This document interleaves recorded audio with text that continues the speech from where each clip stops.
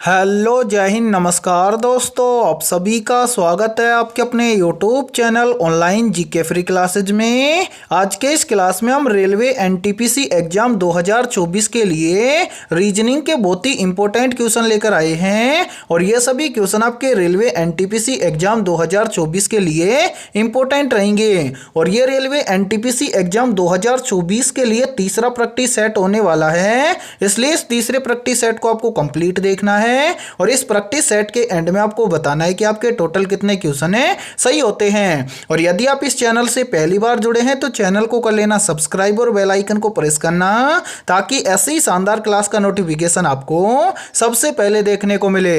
तो चलिए शुरू करते हैं आज के इस रीजनिंग के तीसरे प्रैक्टिस सेट को बिना देरी के।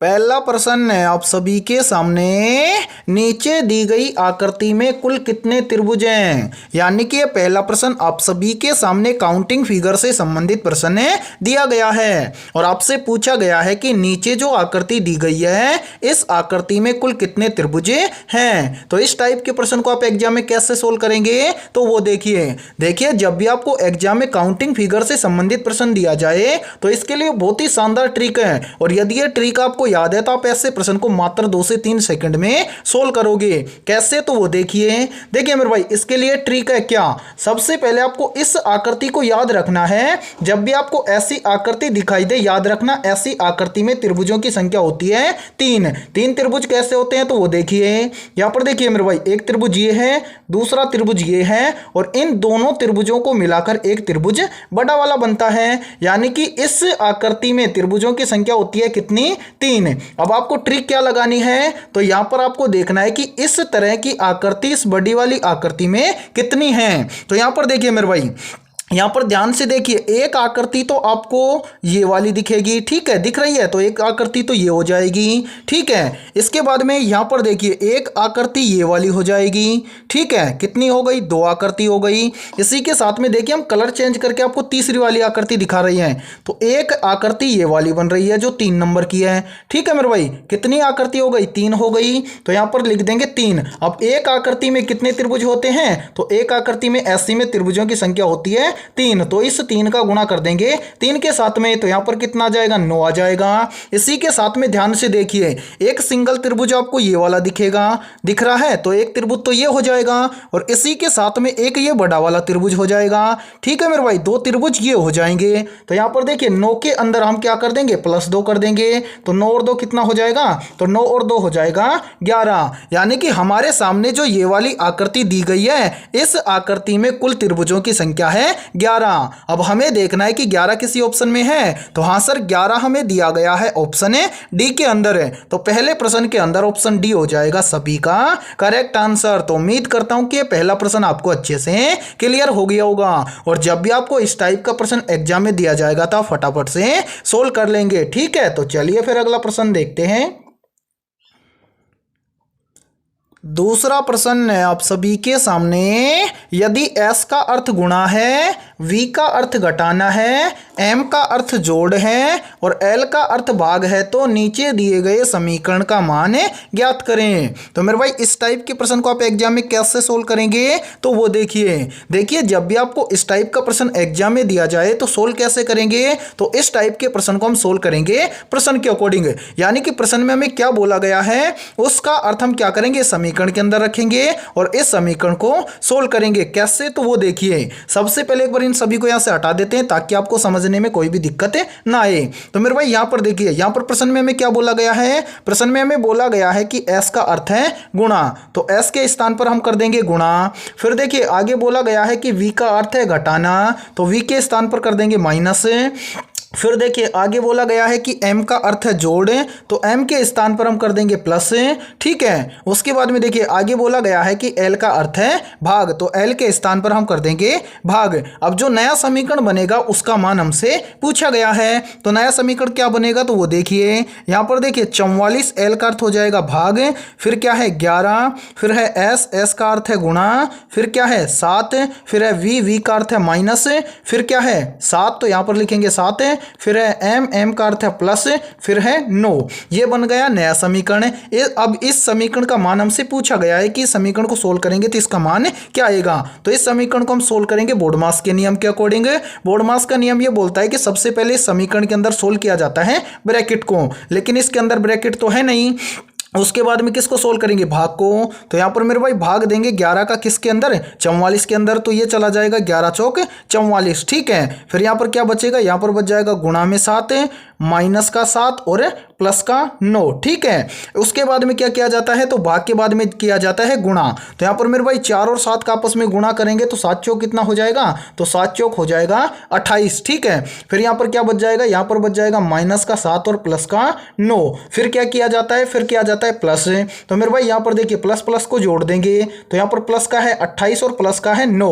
तो 28 और 9 कितना हो जाएगा, तो 28 और 9 हो जाएगा 37। फिर क्या बच जाएगा, यहाँ पर बच जाएगा माइनस का 7। अब क्या करेंगे, माइनस करेंगे। तो मेरे भाई 37 में से माइनस 7 करेंगे तो यहाँ पर कितना बचेगा, यहाँ पर बचेगा 30। यानी कि इस प्रश्न के अकॉर्डिंग यदि हम इस समीकरण को सोल्व करते हैं तो इसका मान आएगा 30। अब हमें देखना है कि 30 किसी ऑप्शन में है। तो हाँ सर 30 हमें दिया गया है ऑप्शन डी के अंदर है। तो दूसरे प्रश्न के अंदर ऑप्शन डी हो जाएगा सभी का करेक्ट आंसर। तो उम्मीद करता हूं कि दूसरा प्रश्न भी आपको अच्छे से क्लियर हो गया होगा। और जब भी आपको इस टाइप का प्रश्न एग्जाम में दिया जाएगा तो आप आसानी से सोल्व कर लेंगे, ठीक है। तो चलिए फिर अगला प्रश्न देखते हैं। तीसरा प्रश्न है आप सभी के सामने। यदि ए का अर्थ जोड़ है, बी का अर्थ भाग है, सी का अर्थ गुणा है और डी का अर्थ घटाना है तो नीचे दिए गए समीकरण का मान ज्ञात करें। तो मेरे भाई इस टाइप के प्रश्न को आप एग्जाम में कैसे सोल्व करेंगे, तो वो देखिए, यानी कि जिस प्रकार से आपने दूसरे प्रश्न को सोल्व किया है सेम उसी प्रकार से इस तीसरे प्रश्न को सोल्व करेंगे। कैसे, तो वो देखिए। सबसे पहले मेरे भाई इस प्रश्न के अंदर जो बोला गया है उसका मान हम क्या करेंगे, इस समीकरण के अंदर रखेंगे और जो नया समीकरण बनेगा उस समीकरण को सोल्व करके उसका मान ज्ञात करेंगे।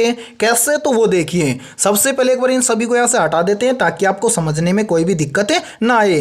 तो यहाँ पर देखिए, यहाँ पर हमें बोला गया है कि ए का अर्थ है जोड़। तो मेरे भाई ए के स्थान पर हम कर देंगे जोड़, यानी कि प्लस कर देंगे। फिर देखिए आगे बोला गया है कि बी का अर्थ है भाग, तो बी के स्थान पर हम कर देंगे भाग, ठीक है। फिर देखिए आगे बोला गया है कि सी का अर्थ है गुणा, तो सी के स्थान पर हम कर देंगे गुणा। फिर देखिए आगे बोला गया है कि डी का अर्थ है घटाना, तो डी के स्थान पर कर देंगे माइनस, ठीक है। अब नया समीकरण बनाएंगे। कैसे, तो वो देखिए।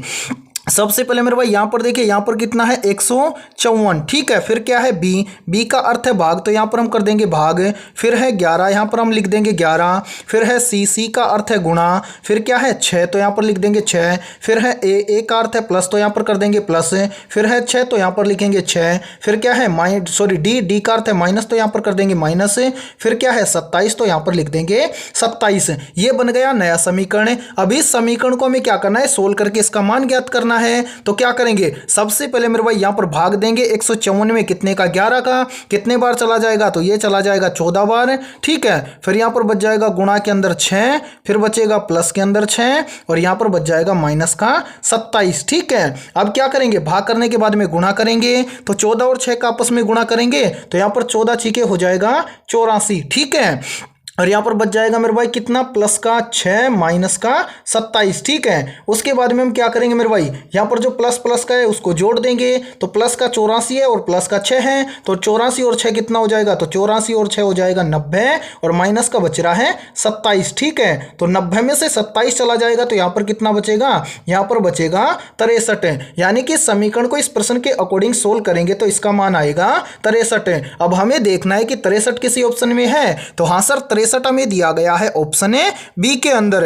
तो तीसरे प्रश्न के अंदर ऑप्शन बी हो जाएगा सभी का करेक्ट आंसर। तो उम्मीद करता हूं कि तीसरा प्रश्न भी आपको अच्छे से क्लियर हो गया होगा। और जब भी आपको इस टाइप का प्रश्न एग्जाम में दिया जाएगा तो फटाफट से सोल्व कर लेंगे, ठीक है। और इसी के साथ में आप सभी के लिए बहुत ही इंपॉर्टेंट सूचना है यदि आप पहली बार में रेलवे एनटीपीसी एग्जाम 2024 को क्रैक करना चाहते हैं तो हमने आपके रेलवे एनटीपीसी एग्जाम 2024 के लिए जीके, जीएस और साइंस के 4500 प्लस मोस्ट इंपोर्टेंट क्वेश्चनों का पीडीएफ तैयार किया है। अब जो भी बच्चा ये पीडीएफ लेना चाहता है तो इस व्हाट्सएप नंबर पर कॉन्टैक्ट कर सकता है। और इस पीडीएफ की प्राइस हमने रखी है मात्र और मात्र 35 रुपये, यानी कि 35 रुपये के अंदर आपको 4500 प्लस जीके, जीएस और साइंस के क्वेश्चन मिलने वाले हैं। और ये 4500 प्लस क्वेश्चन आपके रेलवे एनटीपीसी एग्जाम 2024 के लिए इंपॉर्टेंट रहेंगे। तो जल्दी से जाइए और इस व्हाट्सएप नंबर पर कांटेक्ट करके इन प्रश्नों को आप ले सकते हैं। ठीक है,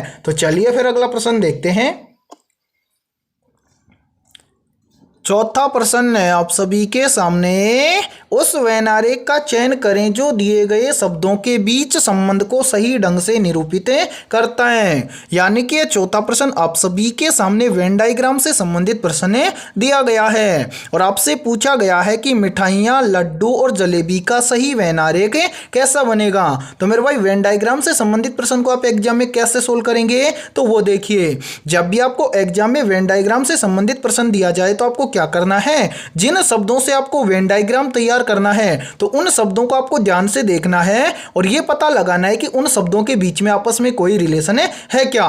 जैसे यहां पर देखिए, हमें वेन डायग्राम बनाना है किन शब्दों से, तो वो देखिए यहां पर देखिए, पहला शब्द है मिठाइयां, दूसरा शब्द है लड्डू और तीसरा शब्द है जलेबी। तो इन तीनों के बीच में कोई रिलेशन है, तो यहां पर देखिए, यहाँ पर देखिए मेरे भाई, सबसे पहले रिलेशन यहाँ पर देखिए कि मिठाई और लड्डू के बीच में कोई रिलेशन है। तो हाँ सर, मिठाई और लड्डू के बीच में रिलेशन है। क्या रिलेशन है, तो जो लड्डू होता है वो एक क्या होती है, मिठाई होती है। ठीक है मेरे भाई। अब इसी प्रकार से यहाँ पर देखिए, क्या लड्डू और जलेबी के बीच में कोई रिलेशन है, तो नहीं सर, लड्डू और जलेबी के बीच में कोई रिलेशन नहीं है, यानी कि लड्डू अलग होता है और जलेबी अलग होता है। ठीक है, अब क्या करेंगे, सेम इसी प्रकार से रिलेशन देखेंगे मिठाई और जलेबी के बीच में। तो क्या मिठाई और जलेबी के बीच में कोई रिलेशन है, तो हाँ सर, मिठाई और जलेबी के बीच में रिलेशन है। क्या रिलेशन है, तो जलेबी होता है, ये भी एक क्या होता है, मिठाई होता है। ठीक है, अब इतना हमें पता चल गया। अब वेन डायग्राम बनाएंगे कैसे, तो वो देखिए, यहां पर देखिए मेरे भाई, यहाँ पर हम पहला आरेख हम बनाएंगे किसके लिए, मिठाई के लिए।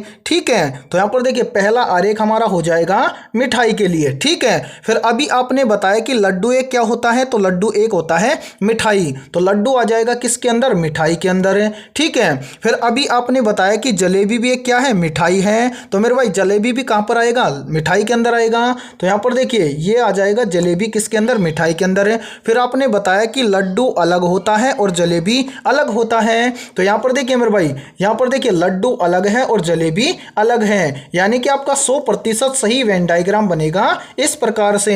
अब आपको देखना है कि ऐसा वेन आरेख हमें किसी ऑप्शन में दिया गया है, तो हाँ सर, ऐसा वेन आरेख हमें दिया गया है ऑप्शन ए के अंदर। तो चौथे प्रश्न के अंदर ऑप्शन ए हो जाएगा सभी का करेक्ट आंसर। तो उम्मीद करता हूं कि ये चौथा प्रश्न भी आपको अच्छे से क्लियर हो गया होगा। और जब भी आपको वेन डायग्राम से संबंधित प्रश्न एग्जाम में दिया जाएगा तो आप फटाफट से सोल्व कर लेंगे। ठीक है, तो चलिए फिर अगला प्रश्न देखते हैं।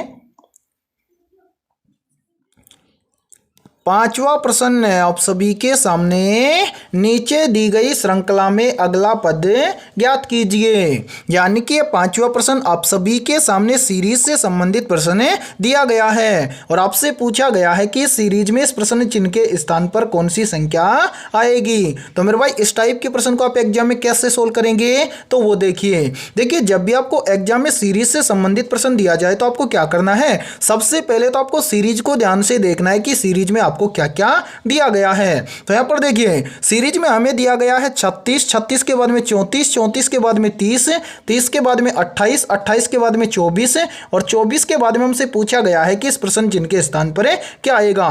तो सोल्व करेंगे कैसे, तो वो देखिए, सबसे पहले एक बार इन सभी को यहां से हटा देते हैं ताकि आपको समझने में कोई भी दिक्कत ना आए।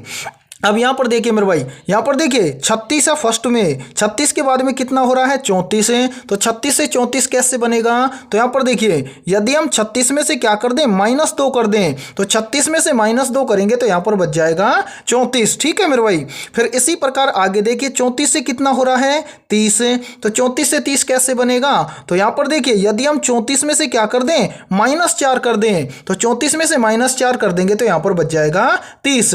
उसके बाद में यहाँ पर देखिए 30 से यहाँ पर कितना हो रहा है 28 है, तो 30 से 28 कैसे बनेगा, तो यहाँ पर देखिए यदि हम यहाँ पर 30 में से क्या कर दें -2 कर दें तो यहाँ पर बच जाएगा 28। ठीक है, फिर देखिए 28 से यहाँ पर कितना बन रहा है 24 है, तो 28 से 24 कैसे बनेगा, तो यहाँ पर देखिए यदि हम 28 में से क्या कर दें -4 कर दें तो यहाँ पर बच जाएगा 24 है। अब इसी प्रकार हमसे पूछा गया है कि 24 से इस प्रश्न चिन्ह के स्थान पर क्या आएगा, तो इस प्रश्न चिन्ह की वैल्यू निकालने से पहले आपको क्या करना है, नीचे जो संख्या आई है इस संख्या को ध्यान से देखना है कि यहां पर हुआ क्या है। तो यहां पर देखिए मेरे भाई, यहाँ पर पहले क्या हुआ -2, फिर क्या हुआ -4, फिर क्या हुआ -2, फिर क्या हुआ -4, यानी कि यहाँ पर सीरीज चल रहा है -2 -4 वाला।